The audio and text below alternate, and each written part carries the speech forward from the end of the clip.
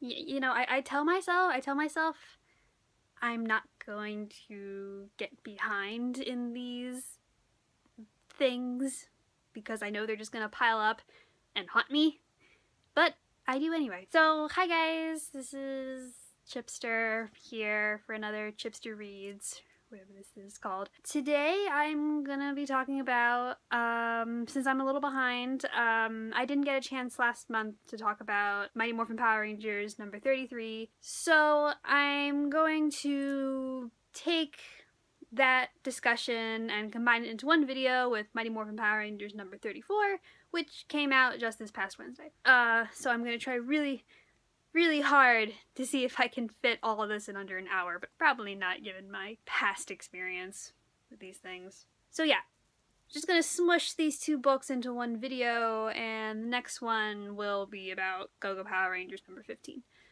So, so count this as like a Christmas present, 2 books in one video. So, in case you've forgotten about what's happened in Beyond the Grid, basically the Rangers, the surviving Rangers from Shattered Grid, who escaped the rewrite or whatever the heck happened, they're in hell, in this void place that has no morphing grid. And recently they just picked up the mysterious new Solar Ranger, who we found out is named Elarian. We're just gonna call her Ari the whole time, since I finally broken the habit of calling her Solar. They picked up Ari, her maybe girlfriend, maybe mother figure Remy. I honestly cannot tell yet. And they're being chased by Red Drakkon, or Praetor, or whatever the heck he is. I honestly don't know yet either. There's a lot of questions we still haven't gotten answers to, and it's kind of driving me crazy. After they've picked up Ari and Remy, and Ari's having a bit of an existential crisis, wondering why she's still alive. Oh, in case you forgot, this team is Ranger Slayer, Andros, Heckle, Cam, Mike Defender, and Tanya. The book pisses me off almost immediately because Ari has the audacity to call Andros Captain Andros, which it's like, guys, I've been fighting so hard for you to assert Slayer's position as leader on this team for so long, and then you pull this Captain Andros nonsense. Don't give me that. Don't give me that. To Andros' credit, though, he does say he's not a captain, but still, I don't like that. So there's a really awkward interrogation as everyone wants to know, hey, what the heck is your deal, Ari? Why are you a Power Ranger? And what should we do with you considering you drained all the energy from our ship? Mike takes a second out of the interrogation to flirt with Tanya, calling her a healer. And I'm probably going to talk about this more at the end of the video, but yeah, Mike and Tanya are definitely a thing, and I'm still struggling to wrap my head around that. And then speaking of flirting, speaking of weird relationships, Heckle and Slayer also have like a thing where basically they're kind of Slayer's confiding in Heckle that she doesn't know if she feels comfortable with Ari on the ship, and Heckle tells her to give her a chance. Heckle and Slayer's relationship is another one I'm having trouble processing, but with this issue and the next issue, I don't think it's romantic. I think they're setting them up as like Slayer is the leader and then Heckle is like her second in command. Which next to the Mike Tanya stuff, it just kind of comes off more like that instead of romantic. Which I'm hoping.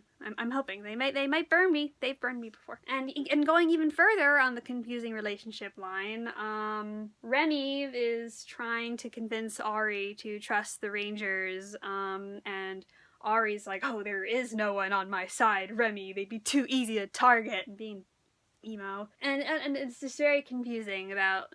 It's very confusing about what exactly Ari and Remy are. They could be a couple, they could just be like friends. It's very difficult to tell. I miss the safety and comfort of Tomberly. I miss it.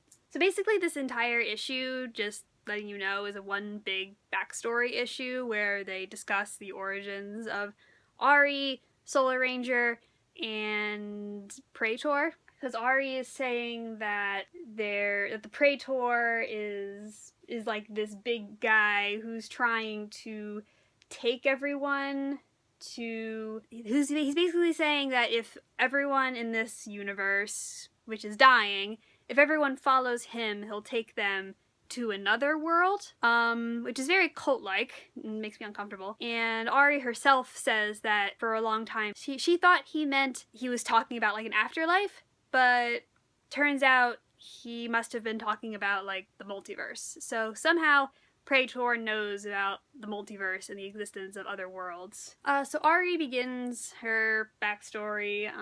As we said, apparently this void universe, this Deadlands or whatever the heck they're calling it, is dying for some reason. It's like slowly collapsing on itself, and it's basically anarchy, and like everyone is kind of out for themselves, and basically the Praetor isn't helping because he's like blowing up all the worlds that supply them with food, and it's basically a really bad time. Ari spends her entire time hanging out with a bunch of little alien kids, including a furry, and then she finds this like sloth priest man who has the Solarix for some reason, who accidentally dies when Ari throws him off a cliff. He gives her the Solarix because, as Power Rangers teaches us, children are the best recipients of deadly weapons. And basically Ari kind of estranges herself from her friends because she knew that if she shared it with them, they would have just sold it for bread or something. So basically, nothing about this universe is a good time. It's all a bunch of nonsense. So then we get to the beginning of one of my favorite things about this whole thing, which are Slayer and Ari parallels, because Ari is Slayer's daughter. I don't care if it isn't like biological or whatever. That is her kid. She has adopted Ari. It's gonna be great, because basically Slayer like relates Ari's situation of having to live on her own and being forced into a situation she didn't want. She's basically relating that to her experience with drakkon. And like, they're not being subtle about this at all. Like, the panel literally shows Slayer with Black Dragon and drakkon, and then the next panel is Ari with Praetor and his ship. So it's like, they're basically like beating it over our heads, like, hey, Ari and Slayer are basically the same person. So that's important. Honestly, I was like somewhat happy to see drakkon again, even if it was just in like a flashback, because it's like, yeah, he's the worst and I hate him, but I don't know, I kind of missed him and the ease of memeing on him, because I can't really do that with Praetor yet. Like, there really isn't enough on Praetor yet that I can really work with, and like not like drakkon, because I really don't think Praetor is as much of a bottom as drakkon is. But anyway, so Ari continues with like her backstory, basically saying how the Solarix always has problems letting her morph, but she can do it a lot easier if she's helping someone, and it doesn't work if like she has negative emotions or something like that. And basically it's a bunch of mysterious exposition that we know won't be totally clear until future issues, like how she describes like these critters made of light coming out of the Solarix, how she spent her whole time just running around and fighting for people, but just never like whole, because she was never around any other Rangers. So that explains why she's like, whenever she morphs, is why she's all glitchy, because it's not like working properly with her. The only thing we don't have explanation for yet is the music that appears when she morphs. They haven't acknowledged that yet. Oh, and also apparently the reason why she went onto the ship and drained all the energy is because the Solarix detected it and was like, wow, I want me some of that, and went to town with it. So basically everyone's like, wow, we really need to help this kid. And they decide to go back to Promethea. They actually remember that Cam is like a tech guy, and he's researching the Solarix with Ari. Andros contacts Corone and tells her that, oh, hey, remember the person who, like, beat you up? Yeah, we're bringing her back. It's fine, though. It's fine. So they head back. Mike and Tanya have that panel of intimate seatbelt application, as we've discussed. But everything's terrible because they go back and they realize that they're surrounded by Praetor, because Praetor had attached like some kind of homing device or something. It's not really a device, it's more like goo. It's like homing goo onto the ship, and so now the Praetor is here, and he wants Ari, and everyone's like, well, fuck you, man, we're not giving her back because we've had her for a day, and if anything happened to her, we'd kill everyone in this universe and also ourselves. So they use the Solarics to morph. So now we're going into, we're just going right into issue number 34. The very first line of dialogue in the issue is Cam going, "Oh snap, oh dang, oh frick, oh dude, oh peas and rice," which is a fantastic piece of dialogue, but Cam's characterization in this is interesting. It's really not what I expected. It's not really the route I expected them to take Cam. It's very weird. Grace and Tirona are here.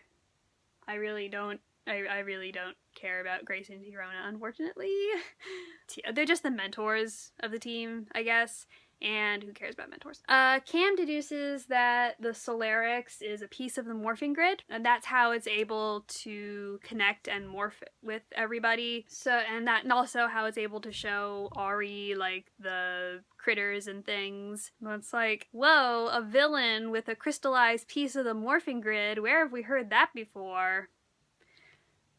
I don't want to say that the Praetor is in any way related to drakkon, but just saying. Anyway, so they're all morphed, and speaking of Praetor, he keeps being a little bitch, and he's like, "Give me Ari or I'll kill you," or whatever. And Slayer's like, "I will actually kill him back if he tries to take Ari." And she's only stopped from her murderous reverie by Tanya trying to be like, "Please, I'll give it a chance. We can end this peacefully."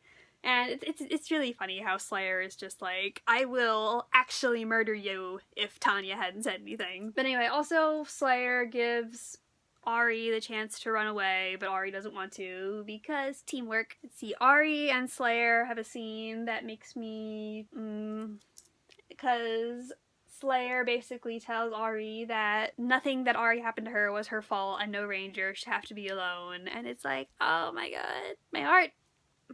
How Ari should have had a team with her in order to teach her everything and how to be a good ranger. And I didn't think of this before until someone pointed out to me, but obviously they're drawing all these parallels between Slayer and Ari, but like this speech in general kind of comes off like she's talking about drakkon in a way, because saying how you should have had someone to teach you or friends to discover the scope of the powers with you. That sounds like what happened to drakkon, because when he got his powers, he rejected his friends, and because of that, he became drakkon. And that could really tie into how they seem to be implying that before everything went terrible, pre-Slayer Kim and pre-drakkon Tommy seem to have some kind of thing going on. Or at the very least, she thought she could have saved him. Because Ari has just as many parallels with drakkon as she does with Slayer.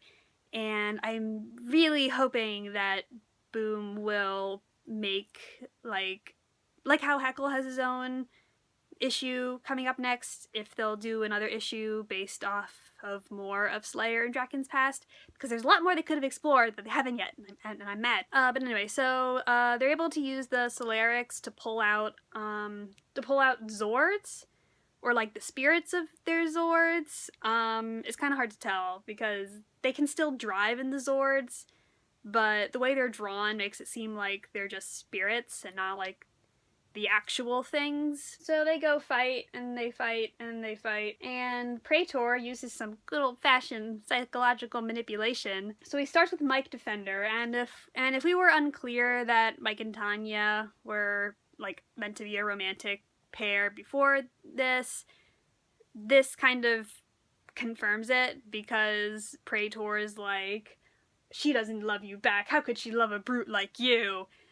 And, so yeah, they're pulling out the L word. Mike and Tanya are meant to be a romantic pair, which Honestly, I don't understand why they did this. Jason and Lauren in Shattered Grid made more sense to me because, like, they were both Reds, they were both leaders, and I guess they just had more interaction. And, actually, and I guess Jason and Lauren just made more sense to me because, even though they were implied to have, like, feelings, they were just, like, the beginning of feelings, if you know what I mean. Like, they definitely weren't pulling out, like, the love word. They were just, like, at the beginnings of a potential relationship, but they never went farther. And that just is more believable to me than Mike and Tanya already pulling out the love word. 'Cause they've only known each other for, like, a month. And we just never really saw how that started. And also, just Mike and Tanya are just it took me so long to get past, like, to figure out the ages, and I'm still confused about the ages, and I wish they could just, like, confirm that Tanya is over 18, and Mike is also around the same age. So I wish they would just come out and say that, so I'm not sitting here festering in my doubt and in my confusion. Honestly, the funniest thing is just that, when we started Beyond the Grid, we all thought it was going to be Slayer and Magna Defender that was going to be a thing, and not fucking Mike and Tanya. I guess I shouldn't. It's not a bad ship. There's nothing wrong with it. Like, they're nice. They're cute. Of what we've seen, they're cute. I just don't know what the thought process was in making this a thing. But anyway, so Praetor continues this whole reasons you suck speech with the rest of the Rangers, like, hints to Heckle that he did something that caused him to go into exile, and if Kim found out, she probably wouldn't forgive him. The emphasis on Kim is another thing that kind of threw me for a loop about whether or not they're meaning for Heckle and Slayer to be romantic. Again, I really don't think they're not giving the impression to me that they are, or at least Slayer isn't giving me that impression. Like, you could make an argument for maybe Heckle starting to like her. I don't see Slayer as feeling that way. I don't know, it's just so confusing. I don't like the uncertainty of crossover ships. Blech, it confuses me. So as of right now, I just think they're meant to be, like, first and second in command. Then he goes to Slayer and he calls her a killer who will kill again and a traitor who will betray again, and asks if she fears the rejection half so much as she fears her own thirst for violence. Which, on the one hand, I'm glad we're confirming that Kim is 100% down to murder at any point in time, and it wasn't just her being warped by drakkon that turned her into this. Like, she always had the potential of going super violent, and, like, we've seen that in Go-Go Power Rangers and Mighty Morphin, so I'm glad that we're kind of confirming that as just a part of who she is. I'm also very interested in the way Praetor said traitor who will betray again, because, like, obviously he could have been referring to her time when she worked with drakkon, but, like, that wasn't a willing betrayal. Like, she wasn't on his side because she wanted to betray everyone. Like, she was forced to.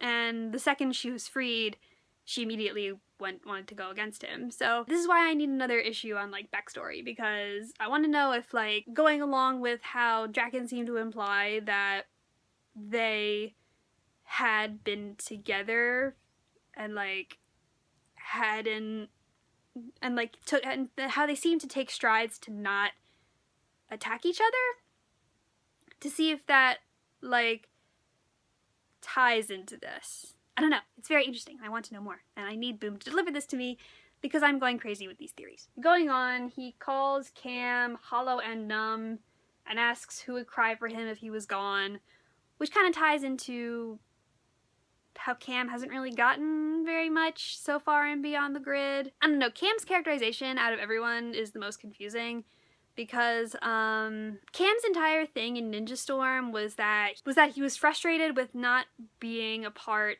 of the team and being held back by his dad, and then he hid that under a mountain of, like, snark and defiance and sarcasm towards the rest of the team. And I feel like that's something they could still have played up in Beyond the Grid, but they seem to have kind of ditched all of that in favor of making Cam like the funny guy. And they're not even like, and like Cam was really funny in Ninja Storm, but he wasn't like jokey funny. He was like snarky and deadpan and sarcastic. And like when he did make jokes, he kind of did them at like at the expense of others. He didn't do it in like weird dialogue like oh peas and rice. So I feel like this decision for his characterization is just kind of like out of nowhere when they could have done more with what was established in his own series, with being held back and not being allowed to tap into his full potential. I think that could have been worked with more than just he's numb inside. I don't know. And then the last one is Andros, where basically Praetor is saying like, wow, are you actually happy about this just because your sister's back? Wow, way to go. Which honestly is kind of valid, because even though Andros kind of lost, everyone has lost something, at least Andros still has a sister, which is kind of like, I could see him being like, everything sucks, but at least I still have my sister. It's kind of funny because after Andros is Tanya, and he's less abrasive with Tanya. Like, he's just saying like, you know, a lot is already gone, right? So it's like, even Praetor can't find anything wrong with Tanya. She's just too perfect. So Praetor is a bitch, and he sends out all of his soldiers, and Mike swoops in. He does another one of his patented, I'll kill myself in order to save people, because I'm pretty sure Mike's heroic sacrifice count has gone up to like 3 by now. But then he's saved by Ari, who's morphed into the Solar Ranger, like, fully, because now she has friends, and it's great and very Power Ranger-esque, and I'm proud of her. So, okay, so Praetor tries to, like, go out to Heckle, to, like, call out Heckle some more, but, Kim stops him and tells Heckle just make him shut up, which begs the question of, is everyone hearing what Praetor's saying? Because if they did, then that means everyone heard the Praetor reveal that Mike, like, is in love with Tanya. And, having a giant genocidal conqueror admit your crush has to be, like, the most embarrassing, most awkward way to admit your crush ever. So anyway, the team kind of rallies some more, and it's great. And Praetor tries to call out Slayer some more, but she's literally like, shut the fuck up. I think living with drakkon for like 20 years has kind of rendered her immune to villainous speeches. But then the Praetor like makes her Zord blow up, and Ari saves her, and she says from now on she's here to catch her. And that is so cute, and they are mother and daughter. I will not take any criticisms on this. And then Grace saves them all with the Mechazord, which is fine. Even though I really don't like the Mechazord. Mechazord's boring and it's not sexy. Bring back the Gravezord. I miss Gravezord. Praetor's army pieces out of there, and he does the typical, I'll be back! You'll just destroy yourselves! Da, da, da, da. I like I said, I really don't know what to make of Praetor yet. I am 100% sure he is connected to drakkon in some way. Either, like, he's an alternate drakkon, or he was someone under drakkon. Because I really think that this wasteland is, like, the remnants of Drakkon's rewritten world from when he took it and made it into his own thing. I think this is somehow the remains of that. Just like, and somehow Promethea went, like, super far into the future of that. I don't know. That just kind of makes the most sense to me. So they're back on Promethea. Ari makes up with Corone, who has brown hair now for some reason. And they're like, alright, let's go home, even as we're surrounded by a giant evil conqueror. What? So yeah, those were issues number 33 and 34. Honestly, I really liked number 34. Number 34 is actually, I think, one of my favorite issues, like, in the series as a whole. Even though it was, like, a battle issue, and I'm not, like, too fond of, like, the battle issues, because I kind of think they're boring, ironically. Or at least they don't give me much to talk about because it's just fighting. This one actually did give me like a lot to talk about and a lot to think about because they combine the battle with character aspects, and you know, the character stuff is the stuff that I like to see and the stuff I like to talk about.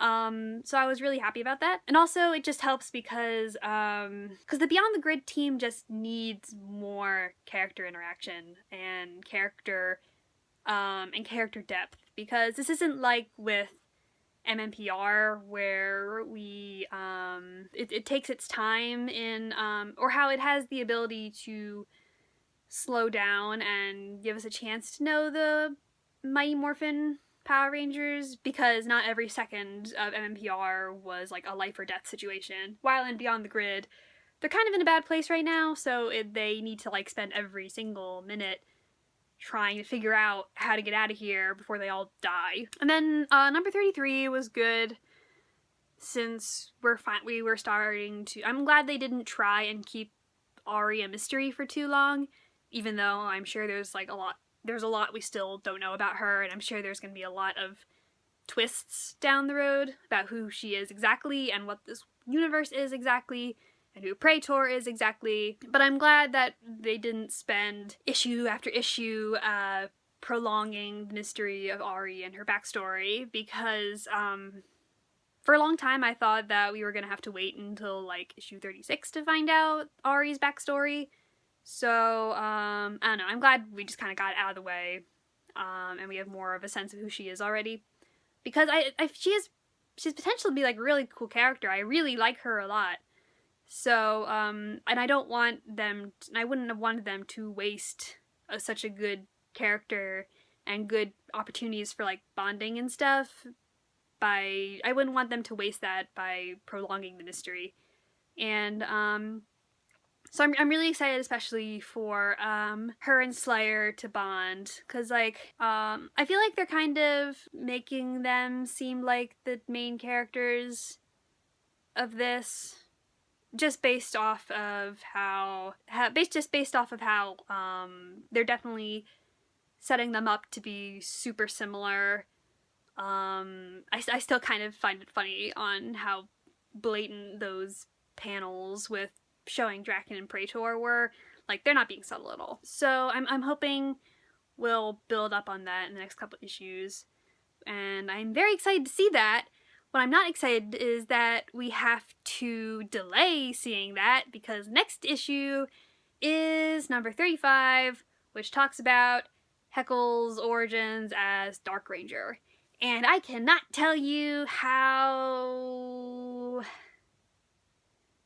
unenthused I am about that. I know it's important to find out, because how Heckle became Dark Ranger and what exactly he's doing and what that exile thing Praetor was talking about, I know that's important to find out, and like, we kind of need to know, but I don't care about Heckle at all. I would much rather not wait an entire month to see more Slayer, Ari bonding, or even general team bonding, because I feel like we're finally getting into the meat of that. We gotta delay that for Heckle, and I'm not looking forward to that. So Go-Go Power Rangers next month better be like extra good to make up for the nothing that number 35 is going to be. But speaking of Go-Go Power Rangers, like I said at the beginning, that will probably be my next video. So I guess keep an eye out for Go-Go Power Rangers number 15. And until then, I'll see you later. Bye.